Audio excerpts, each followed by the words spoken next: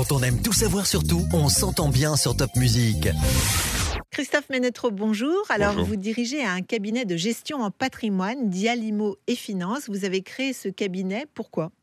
J'ai créé ce cabinet pour deux raisons. La première, c'est que souvent, il y a une idée reçue qui consiste à croire que de consulter un conseiller en gestion de patrimoine s'adresse uniquement à des gens extrêmement fortunés. Donc c'est faux, puisque n'importe qui peut venir nous voir. Et nous donnons, c'est la deuxième raison, des conseils qui sont extrêmement larges. C'est-à-dire qu'il y a à la fois le conseil juridique et aussi l'optimisation fiscale qui peut être amenée à un client. D'accord. Alors, le patrimoine, si on voulait donner une définition, selon vous ?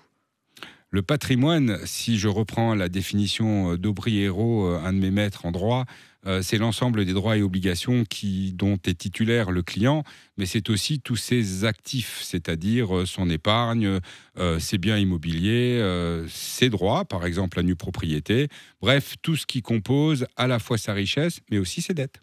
Donc, inutile d'être fortuné pour venir vous voir. Pour autant, il faut quand même avoir un peu de patrimoine. Ou en tous les cas, avoir envie de le faire fructifier. C'est ça l'idée ? Ou aussi avoir envie de s'en constituer un. On a des clients qui sont très jeunes, qui viennent nous voir dans le but de constituer leur patrimoine. Le patrimoine, c'est quelque chose de vivant, c'est-à-dire que ça vous suit tout au long de votre vie, avec plus ou moins de fortune, évidemment, mais c'est quelque chose qui évolue. De rencontrer quelqu'un comme nous, de venir au cabinet, c'est d'avoir l'assurance d'être accompagné. D'accord, ok. Donc, on peut avoir envie de constituer un patrimoine ou peut-être de léguer son patrimoine ? On peut également avoir envie de léguer son patrimoine. À ce moment-là, on est un petit peu plus âgé en général.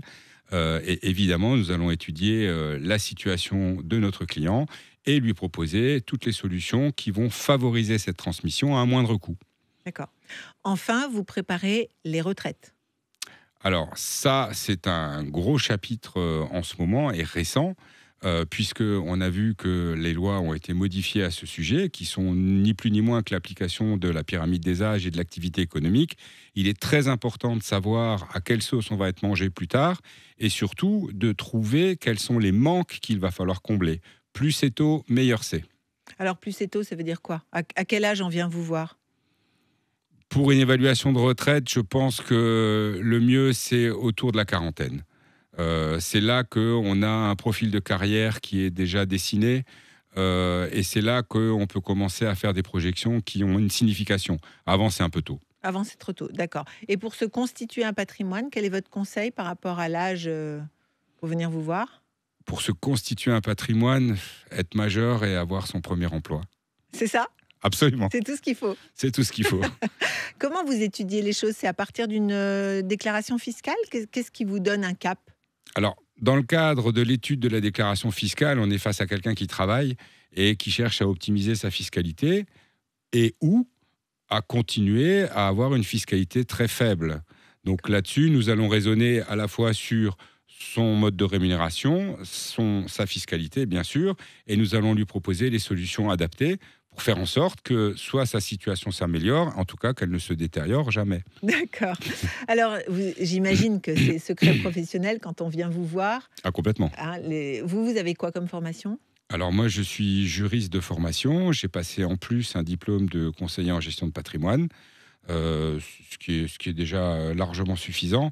On a la chance d'être diplômés tous les deux au cabinet, c'est très important. Ça fait un petit peu la différence entre les uns et les autres. Le diplôme ? Ah, tout à fait. Le savoir-faire ? L'expertise ?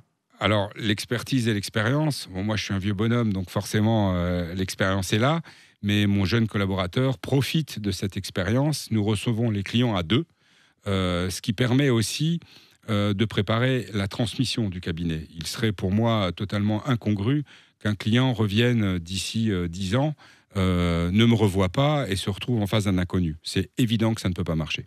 C'est normal, transmission, c'est votre affaire. Absolument. Alors, dites-moi également, au niveau de votre cabinet, vous êtes totalement indépendant, vous n'appartenez à personne. À personne. Donc, vous faites du sur-mesure et chaque client est unique, j'imagine ? On ne peut pas faire ce métier si on n'aime pas les gens. À partir du moment où on aime les gens, chaque situation est une situation unique. Quand quelqu'un rentre dans le cabinet, on ne sait pas s'il va se passer quelque chose. Et s'il se passe quelque chose, avant la fin de l'entretien, on ne sait pas ce qui va se passer. Il faut aimer les gens, sinon on ne peut pas faire ce job. Premier entretien, d'ailleurs, qui est offert. Tout à fait, il est gratuit. Il est gratuit. Ensuite, vous posez un diagnostic et les gens vont accepter ou pas vos conseils. Comment ça fonctionne ensuite? Alors, ça fonctionne de façon assez simple. Le premier rendez-vous est en général un peu long parce qu'il faut faire connaissance et comprendre quelles sont les attentes du client, ses objectifs. Ouais. Et à la fin de cet entretien, on va se mettre d'accord sur des objectifs à atteindre ensemble. Et à ce moment-là, on va proposer une lettre de mission. Et après, vous fonctionnez sur honoraire? Alors, on fonctionne, la lettre de mission, elle est payée une fois et elle est facturée sur 10 heures. 10 heures qui sont en général avalées assez rapidement, mais on fonctionne uniquement comme ça. Alors, pour vous rencontrer, qu'est-ce qu'on fait? On va sur votre site internet, on va rappeler l'adresse. Alors, notre site internet, c'est dial-imo.fr.